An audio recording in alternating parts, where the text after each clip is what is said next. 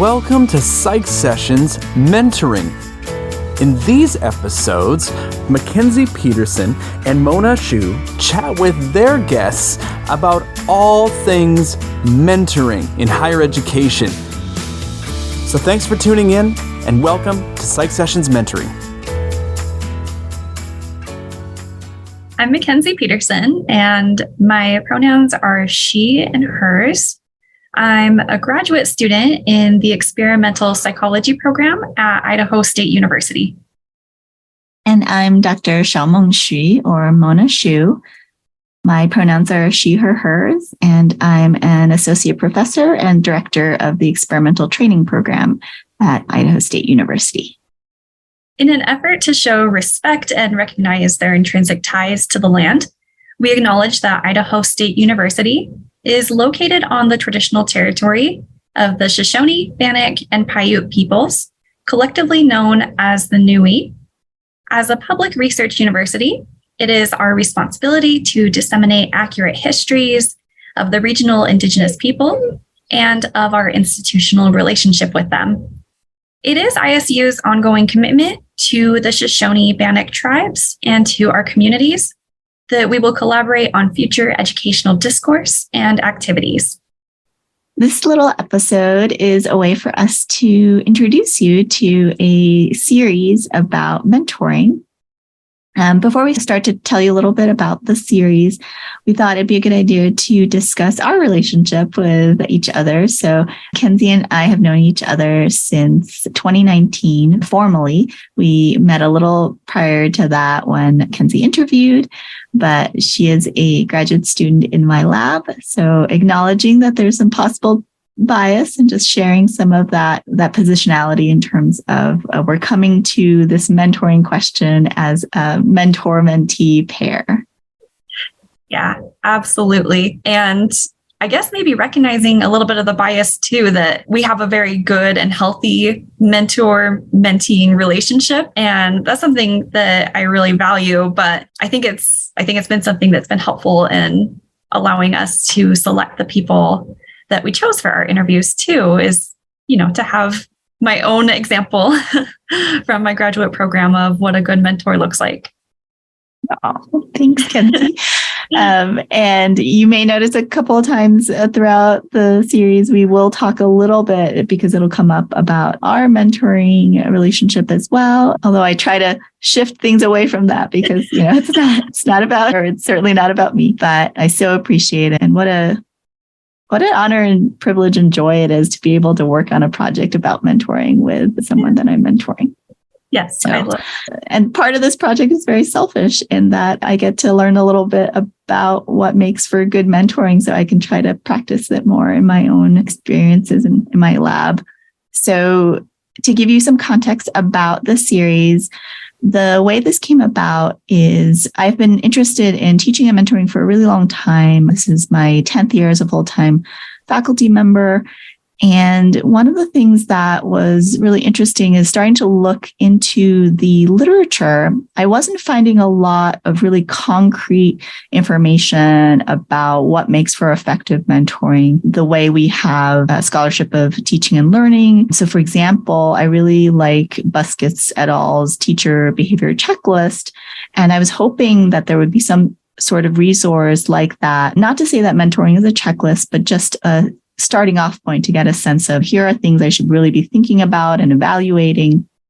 And as I've gotten more and more involved in SOTL over the years, I thought maybe a very ambitious long-term goal would be to create something like a mentor behaviors checklist. And, where would I even start with something like that? The Society for the Teaching of Psychology is my go-to place for everything teaching and mentoring related.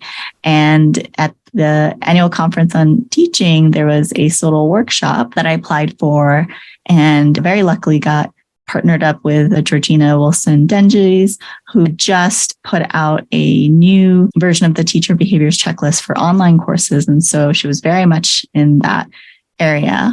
And she gave me some really good, helpful advice. And one of the first things we thought about was, okay, if I'm going to aim for that goal long term, there's going to be a few studies along the way. And the first step might be to just do some interviews, to talk to people who have experienced mentoring and really just talk about what is mentoring, what is good mentoring, get some ideas about themes. And out of that, one of the things we discussed, so out of that workshop, was why not tap into something that exists already? So the Psych Session podcast, because that way the interviews can be maybe helpful or interesting or entertaining for people to hear, regardless of what happens with the data. But at the same time, collecting data from that. So doing some qualitative research that way. So what you're going to hear in the series is the work from that. And just a shout out to Eric Landrum and Garth Neufeld for being just so supportive, sending in recording equipment, helping us with editing, and just being super on board with this idea. So this is the first step in what we hope will one day be Mentor Behaviors Checklist, where we're just kind of getting a sense of what people who have a lot of experience with mentoring, often having won awards for mentoring, what they think about in terms of mentoring, what works, what doesn't. And then there'll be more research down the line that we'll talk about a little later. Yeah, and I think my involvement in this project actually started unintentionally back in the fall of 2021. This is when I took a qualitative research course. I kind of branched out from the traditional research courses that a graduate student is expected to take when they're in an experimental psychology program. And I kind of wanted to become a really well-rounded researcher. So I took this qualitative course within the sociology department at Idaho State University and saw so much value in qualitative research and thought it was a really great tool that we could use a little bit more of within psychology. I don't think it's quite utilized enough. So outside of that course, I hadn't really worked on a qualitative research project. And so when Mona and I began talking about this, the opportunity came up for me to put these new skills to use and actually work on something where I could incorporate qualitative methods and psychology. For me, this was really interesting too, because I have a lot of interest in teaching and mentorship, and I'm just starting out on my journey with teaching, undergraduate courses, and even mentoring undergrads within my lab. So this is really cool for me to learn about these really great mentors out in the field and start to develop these skills that I'm learning about through this qualitative research at such an early stage in my own career. So that's been really exciting. And then talk a little bit about kind of the process for qualitative research within this project. So as Mona kind of touched on, we started off by identifying these exceptional mentors. So these people within the field of psychology who had been identified as being great mentors, they had received awards and that sort of thing. And we asked them if they were willing to come and meet with us over Zoom to do some interviews. Typically, these interviews lasted about 45 to 60 minutes, and they were very conversational in nature, as you'll see. We had a ton of fun speaking with these individuals, and it was really intimidating for me because I haven't met a lot of these people, and to have your first meeting with these really well-known mentors be a session where you're interviewing them for a podcast is something else. So that was really exciting. When we had our interviews with them, we had a semi-structured interview that we used. And originally when we developed this interview, we had a lot of questions, like tons of questions that we wanted to ask people. But we ended up narrowing it down. So our questions focused on things like defining mentoring, what it means to be a good mentor, how diversity, equity, and inclusion are a part of mentoring, and advice for mentoring. And then we always ended on a question about what do these mentors do for self-care. And then for our analysis, we used a program called Atlas TI. And that's a pretty common software to use to code data. So we had an undergraduate who helped us out with coding, and her name is Ellie Cameron. And we're so thankful for her because if you've ever done qualitative research, you know that the coding is a very long and extensive process. So she did a great job helping us identify themes through coding.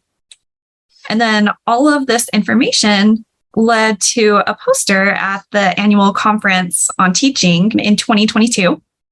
And we were able to pull out a couple of themes from this research, like empathy, warmth, connection, communication, growth, help and support, and goals and objectives. So for that poster, it's preliminary data. At the recording of this little intro, we've done 4 interviews. And so you'll hear those. They'll be released in the series. But we are hoping to do more. In qualitative research, as I've learned, there is something called a saturation point that you're trying to achieve to get a sense of whether those themes really are the most important ones, the consistent ones coming up, and you're not getting additional themes coming out. We're thinking probably 8 to 10 is where we'll hit that saturation point, although, we may be wrong. And so that's our aim for this series.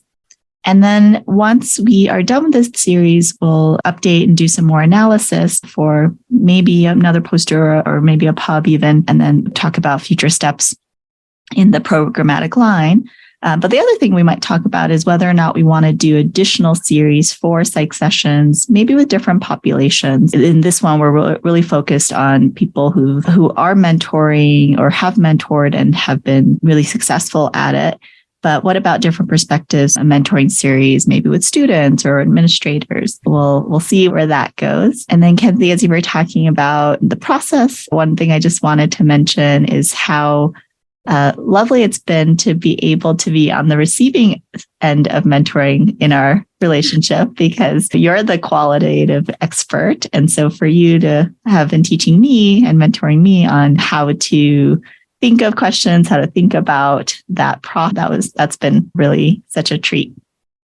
Yeah, it's been really cool to really have that collaborative relationship with you and feel like I'm an equal and like I can hold my own within this field, and I have something to offer and teach people who have been in the field much longer than me. So that was a really cool experience. Yeah, and I love that you also got to meet some really great people who I think my impression were very welcoming and nice to work with, even though you're right, it can be a little intimidating meeting someone for the first time virtually that, is a kind of a big name. Absolutely. Like, it was so interesting because I would be like, oh, these are really big, important people who have these jobs that like I would love to have in my future. And so I'd be so nervous at first, but then within a couple of minutes, it's like, oh, they're so welcoming and such great people who, genuinely just want to share their passion for teaching and being a mentor. And you know this, but I'll say for the record how impressed I've been and how proud I am of you and how good you are at this. So it's nice coming into like, oh, even if I mess up or whatever, Kenzie will jump in and she'll, articulate well and keep the conversation going. Oh, well, thanks, Mona. Yeah, this has been a really fun and enjoyable research project. Well, hopefully that gives you listeners a little context to this series, and we really hope you enjoy it and come back for additional episodes as they're released.